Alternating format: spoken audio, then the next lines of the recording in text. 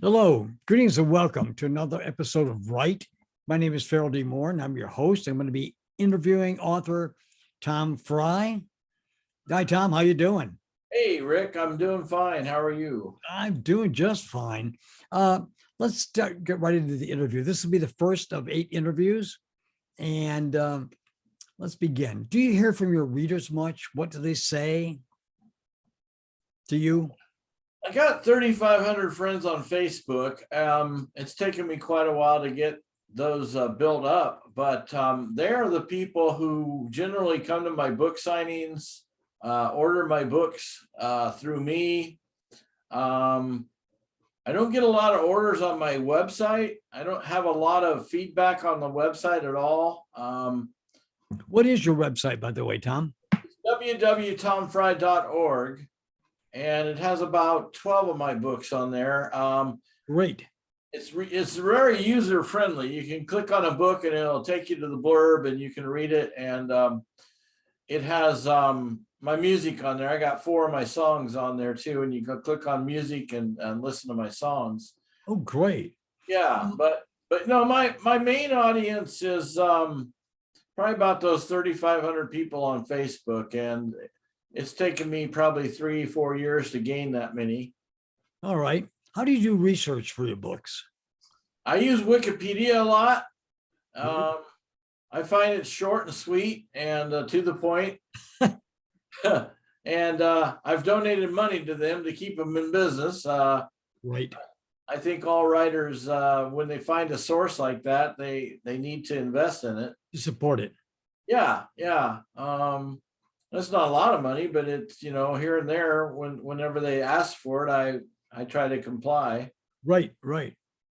Now, what do you consider the tools of your trade? Research is one, and your memory would be the other? My memory, my imagery. I have vivid movies playing in my head. I pulled up to a stop sign one day and I was having a dialogue between 3 of my characters, and this lady looked over at me and she gunned it.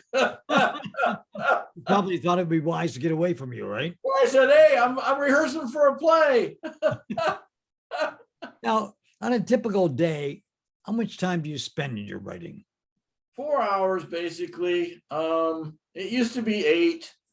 I was dogged. I would stay on it until the birds started singing in the morning.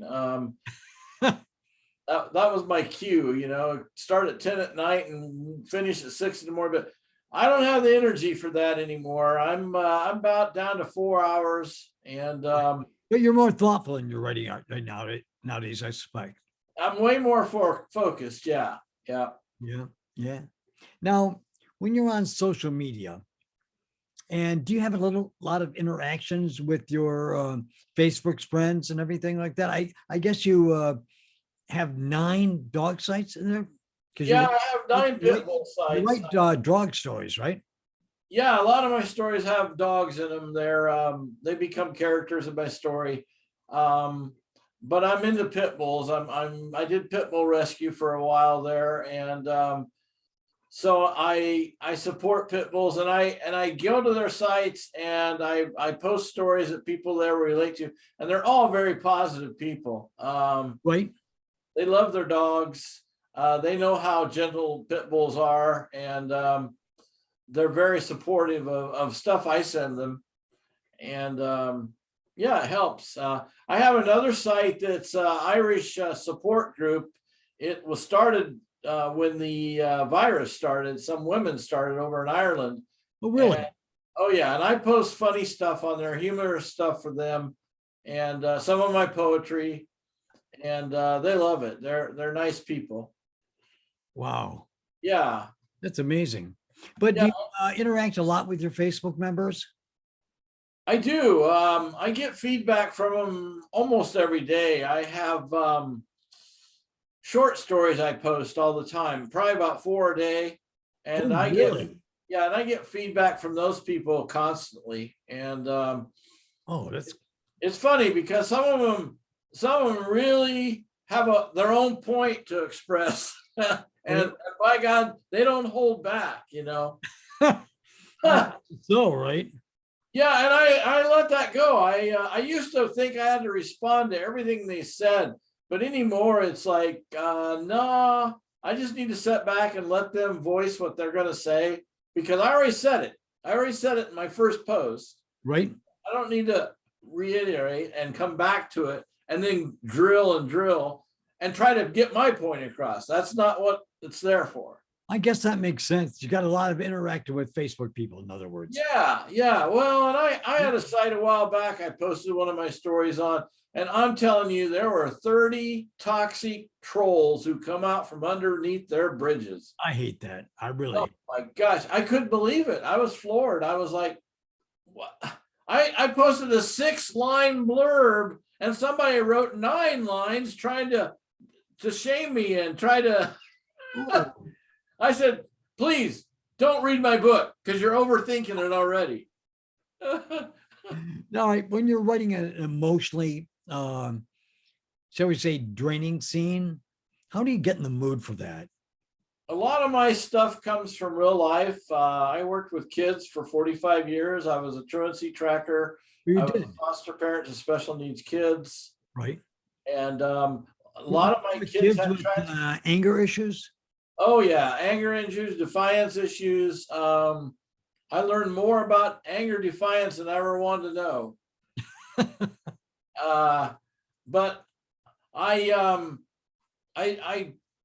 I'm impacted by those things. Those things were what shaped me and made me who I am. And a lot of their sadness and tragedy, I witnessed it. I didn't read about it. I was there firsthand, and I bring those memories back, and I write about. That's how I write about a lot of my stories. A lot of my characters are real life, and I can see them and feel their pain. And Well, what inspired you to start writing?